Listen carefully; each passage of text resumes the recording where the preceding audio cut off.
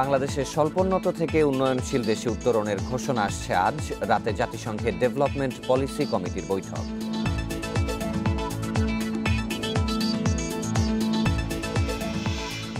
বাইডেনের নির্দেশে সিরিয়ায় মার্কিন বিমান হামলা, ইরান সমর্থিত মিলিশিয়াদের কয়েকটি স্থাপনা ধ্বংসের দাবি।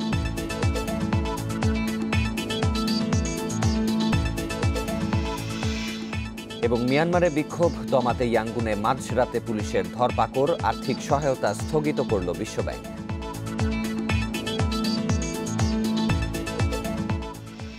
আমন্ত্রণ আন্তর্জাতিক খবর নিয়ে ইন্ডিপেন্ডেন্ট টেলিভিশনের নিয়মিত আয়োজন পূর্ব পশ্চিমে। সাথে আছি শাফাত বিন ফরিদ। জানাচ্ছিলাম প্রধান শিরোনামগুলো, এবারে বিস্তারিত। বাংলাদেশের স্বল্পোন্নত দেশ এলডিসি থেকে উন্নয়নশীল দেশে উত্তরণ নিয়ে জাতিসংঘের চূড়ান্ত সুপারিশ ও সিদ্ধান্ত হবে আজ। আর এ উপলক্ষে ভার্চুয়াল সংবাদ সম্মেলন করবেন প্রধানমন্ত্রী শেখ হাসিনা। আগামীকাল বেলা 4টায় গণভবনে হবে এই সংবাদ সম্মেলন। সেখান থেকে ভিডিও কনফারেন্সে প্রধানমন্ত্রীর কার্যালয়ে উপস্থিত সাংবাদিকদের সঙ্গে কথা বলবেন তিনি। জাতিসংঘের কমিটি ফর ডেভেলপমেন্ট পলিসি সিডিপির পর্যালোচনা সভা বসবে আজ রাতে। সংস্থাটির সভাতেই বাংলাদেশ উন্নয়নশীল দেশের কাতারে যাবে না এলডিসি হিসেবে থাকবে সেই সিদ্ধান্ত নেওয়া হবে। জানানো হবে জাতিসংঘের চূড়ান্ত সুপারিশ। জাতিসংঘের এই কমিটির সদস্য হিসেবে দায়িত্ব পালন করছেন বেসরকারি গবেষণা সংস্থা centre for policy dialogue CPD সম্মানীয় ফেলো ডক্টর দেবপ্রিয় ভট্টাচার্য। 2018 সালে বাংলাদেশ প্রথমবারের মতো এলডিসি থেকে উত্তরণের যোগ্যতা অর্জন করে।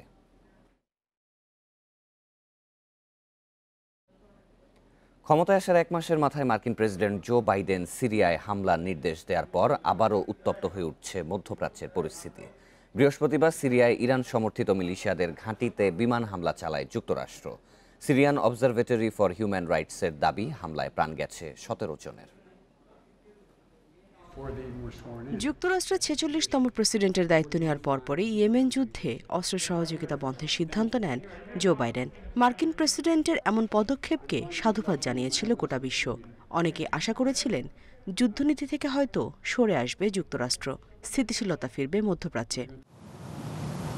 কিন্তু ক্ষমতায় আসার 1 মাসের মাথায় সিরিয়ায় সরাসরি বিমান হামলার নির্দেশ দিয়ে আবারও মধ্যপ্রাচ্যে অস্থিতিশীলতার কারণ হয়ে দাঁড়ালেন জো বাইডেন।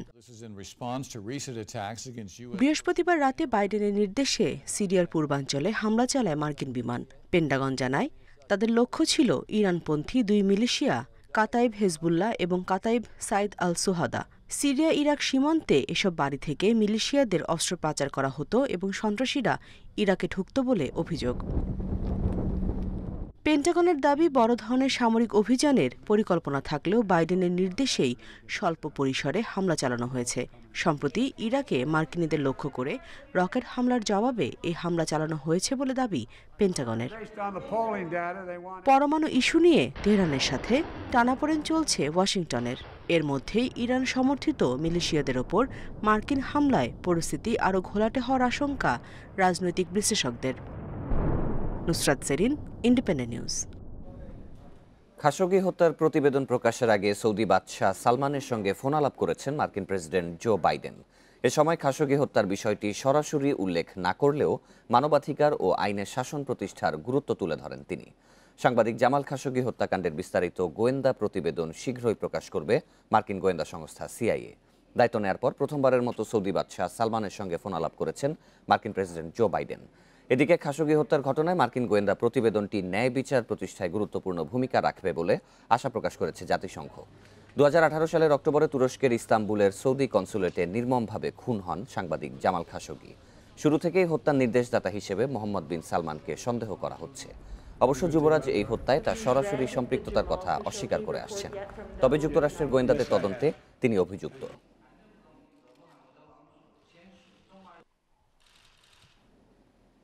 সেনা অভ্যুত্থানের জেরে মিয়ানমার সেনাবাহিনীর ওপর বেড়েই চলেছে আন্তর্জাতিক চাপ। বিভিন্ন দেশের নিষেধাজ্ঞার পর এবার মিয়ানমারকে দেয়া আর্থিক সহায়তা স্থগিত করেছে বিশ্বব্যাংক। এদিকে বিক্ষোভ দমাতে মিয়ানমার পুলিশ রাত্রিকালীন ধরপাকড় চালাচ্ছে বলে জানিয়েছে বার্তা সংস্থা রয়টার্স।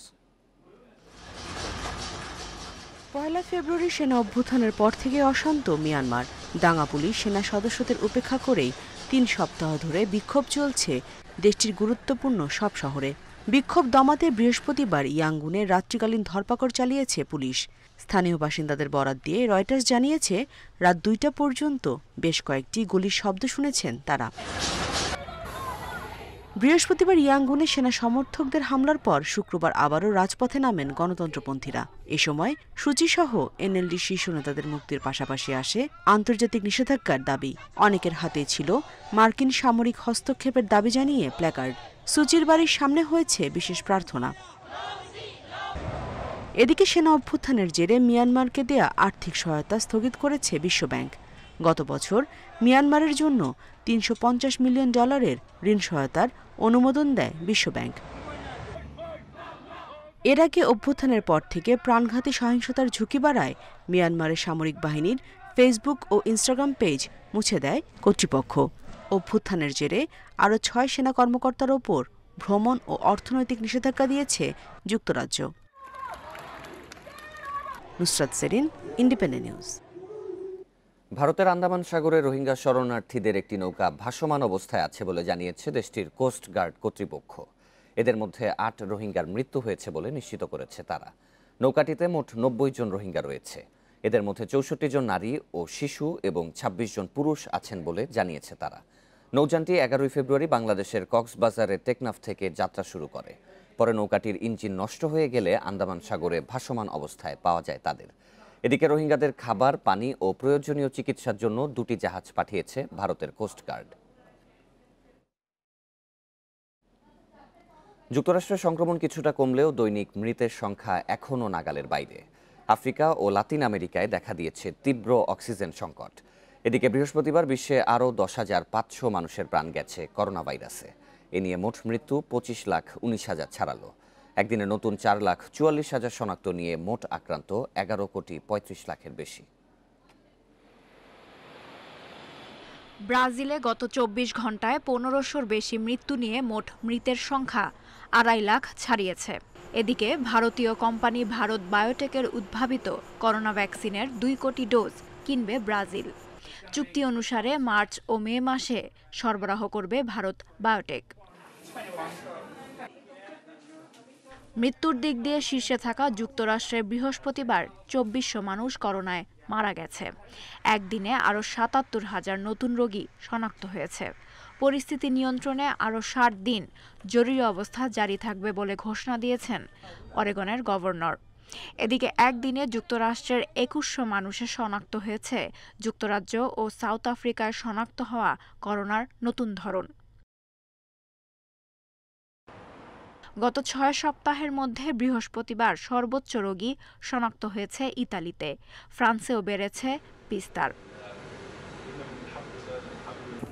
এদিকে আফ্রিকা ও লাতিন আমেরিকায় অক্সিজেন সংকট দেখা দিয়েছে। সোমালিয়ায় শুরু হয়েছে করোনার দ্বিতীয় দফার বিস্তার। ধারণা করা হচ্ছে করোনার নতুন ধরন থেকে এই সংক্রমণ শুরু হয়েছে। হাঙ্গেরিতে বেড়েই চলেছে করোনার বিস্তার। হাসপাতালগুলোতে দেখা দিয়েছে আইসিইউ সংকট। আইভরি কোস্টে 5 লাখ ভ্যাকসিন ডোজ পাঠিয়েছে ইউনিসেফ। শুক্রবার দক্ষিণ কোরিয়ায় 200 নার্সিং হোমে একযোগে শুরু হয়েছে ভ্যাকসিন প্রয়োগ কর্মসূচি। এদিকে 5 বছরের শিশুদের ওপর করোনার ভ্যাকসিন পরীক্ষা শুরু করবে Pfizer. Lutfa Fauzia, independent news. বৈশ্বিক চলাচল নিরাপদ করতে ভ্যাকসিন পাসপোর্টের কথা ভাবছে ইউরোপীয় ইউনিয়ন। বৃহস্পতিবার করোনা মোকাবিলা বিষয়ে এক বৈঠকে এমন পদক্ষেপের ঘোষণা দেয় তারা। আবেদনের মাধ্যমে এই পাসপোর্ট সেবা পাবেন কোভিড ভ্যাকসিন গ্রহণকারীরা। তবে এর কার্যকারিতা নিয়ে প্রশ্ন তুলেছেন স্বাস্থ্য বিশেষজ্ঞ ও মানবাধিকার কর্মীরা।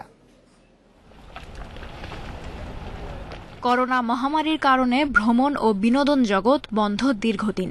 ফলে ব্যাপক ক্ষতির মুখে পড়েছে বিশ্ব অর্থনীতি। কিন্তু মহামারীর প্রকোপ কিছুটা কমতে থাকায় শুরু হয়েছে বড় জমায়েত নিরাপদ করার নানা উদ্যোগ। করোনায় ভ্রমণ নিরাপদ করতে ভাবা হচ্ছে ভ্যাকসিন পাসপোর্টের। বিশেষ এই পাসপোর্টে থাকছে ভ্যাকসিন গ্রহণকারী ব্যক্তির চেহারা চেনানো এবং করোনা মুক্ত কিনা তা জানানো। ভ্যাকসিন পাসপোর্ট তৈরির কাজ করছে বায়োমেট্রিক কোম্পানি আইপ্রুভ এবং সাইবার নিরাপত্তা প্রতিষ্ঠান এমওয়াইন। এই বিশেষ পাসপোর্ট হলে আবারও চাঙ্গা হতে পারে বৈশ্বিক অর্থনীতি। তবে এরই মধ্যে বিতর্ক দেখা দিয়েছে এমন পাসপোর্ট নিয়ে। কারণ এতে শুধু ভ্যাকসিন গ্রহণকারীরা সুযোগ পাবে, কিন্তু টিকা দিয়ে সংক্রমণ ঠেকানো যায় কিনা তা এখনও স্পষ্ট নয়। তাই এই পাসপোর্টের বিরোধিতা করেছে জার্মানি ও ফ্রান্সের মতো দেশগুলো। একই সাথে ভ্যাকসিন পাসপোর্টের কারণে হতে পারে বৈষম্যমূলক আচরণ, এমন আশঙ্কা করছেন জনস্বাস্থ্য এবং মানবাধিকার কর্মীরা। Lutfa Fauzia, independent news. চীনের জিনজিয়াংয়ে মুসলিম সংখ্যালঘু উইঘুর সম্প্রদায়ের ওপর চলমান নিপীড়নকে গণহত্যা বলে আখ্যায়িত করেছে নেদারল্যান্ডসের পার্লামেন্ট। বৃহস্পতিবার প্রথম ইউরোপীয় দেশ হিসেবে এমন প্রস্তাব পাশ হল নেদারল্যান্ডসে। ডাচ পার্লামেন্টের প্রস্তাবে বলা হয়েছে, চীনে উইঘুর সংখ্যালঘুদের ওপর গণহত্যা সংঘটিত হচ্ছে। অ্যাক্টিভিস্ট ও জাতিসংঘ বিশেষজ্ঞরা বলছেন, অন্তত 10 লাখ মুসলিমকে জিনজিয়াংয়ের বন্দী শিবিরে আটক রাখা হয়েছে। তারা চীনের বিরুদ্ধে নিপীড়ন, বাধ্যতামূলক শ্রম ও মগজ ধোলাই করার অভিযোগ এনেছেন। চীনে জিনজিয়াংয়ের যে কোনো ধরনের মানবাধিকার লঙ্ঘনের অভিযোগ অস্বীকার করে আসছে। অস্ট্রেলিয়ার নিউ সাউথ ওয়েলসের প্রত্যন্ত অঞ্চলে নারীদের দুর্ভোগ পোহাতে হয় প্রতিদিনের টয়লেট্রিজ পণ্য কিনতে। তবে হ্যাপি বক্স নামে এক ভিন্নধর্মী উদ্যোগ কমিয়ে দিয়েছে নারীদের সেই ভোগান্তি। প্রত্যন্ত অঞ্চলে সব বয়সী নারীদের কাছে তারা পৌঁছে দিচ্ছেন এসব টয়লেট্রিজ পণ্য। অস্ট্রেলিয়ার নিউ সাউথ ওয়েলসের উত্তর পশ্চিমাঞ্চলের প্রত্যন্ত একটি গ্রাম লাইটনিং রিজ। এখানকার গোষ্ঠী পরিচিত কামিলারই নামে। এই গ্রামের বয়স্ক নারীরা তাদের বিশেষ ভাষা রক্ষা করতে লিঙ্গ বিঙ্গ নামের এক ধরনের খেলা খেলেন, আর এই খেলার বিজয়ীকে তারা প্রয়োজনীয় টয়লেট্রিজ সামগ্রী উপহার দিয়ে থাকেন। আর এই উদ্যোগের তারা নাম দিয়েছেন হ্যাপি বক্স। এই গ্রামেই বেড়ে উঠেছেন মার্লে মর্গান। এই হ্যাপি বক্স কার্যক্রম নিয়ে বেশ উচ্ছ্বসিত তিনি কফস হারবার থেকে চলে এসেছেন, কিন্তু তিনি জানেন নিজের গ্রামের মতো অন্যান্য গ্রামেও টয়লেট্রিজ এবং স্যানিটারি পণ্যগুলো প্রয়োজন। আমাদের গ্রামগুলোতে টয়লেট্রিজ পণ্যের অনেক দাম। এজন্যই হ্যাপি বক্স নামে এই ভিন্ন উদ্যোগ নিয়েছেন আমাদের গ্রামের প্রবীণ নারীরা।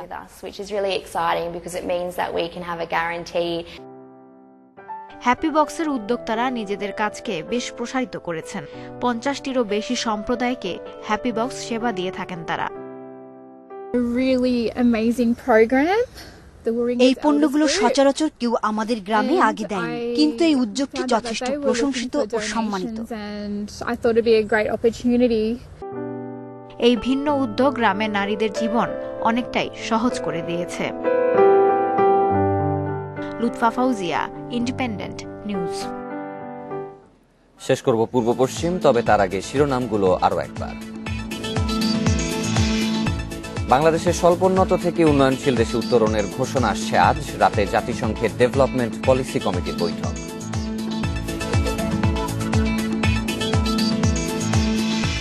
বাইডেনের নির্দেশে সিরিয়ায় মার্কিন বিমান হামলা, ইরান সমর্থিত মিলিশিয়াদের কয়েকটি স্থাপনা ধ্বংসের দাবি।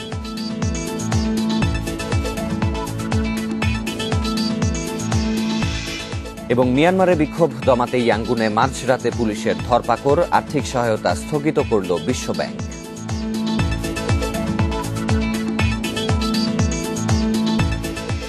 আর এই ছিল পূর্ব পশ্চিমের আজকের আয়োজনে। ইন্ডিপেন্ডেন্ট টেলিভিশনের সব খবরের আরো বিস্তারিত জানতে চোখ রাখুন ফেসবুক, ইউটিউব এবং টুইটারে। ধন্যবাদ সবাইকে।